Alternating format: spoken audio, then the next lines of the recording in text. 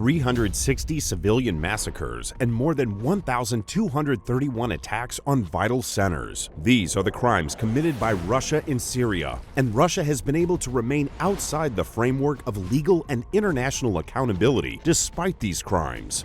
On the night of September 30th, 2015, Russian warplanes began their first air raids in Syria, marking the beginning of Russia's direct military intervention in Syria.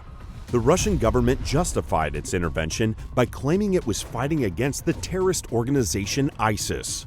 However, international human rights organizations issued reports in 2021 revealing that Russian forces committed war crimes against Syrian civilians during their 6 years of military operations, including killing about 7,000 civilians, including 2,030 children and nearly 1,000 women, destroying 222 schools, 207 medical facilities, and 60 popular public markets, carrying out more than 362 attacks with cluster munitions and internationally prohibited incendiary weapons on civilian areas.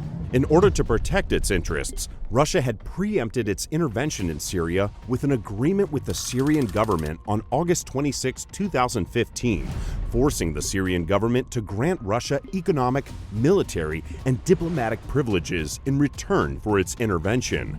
The agreement included a clause that prohibits Syria from submitting any lawsuits against Russian military activities and holds the Syrian government responsible for settling all claims that may result from the damage caused by the Russian army on Syrian soil. Russia has therefore protected itself from any legal or judicial accountability regardless of the crimes it commits against civilians in Syria.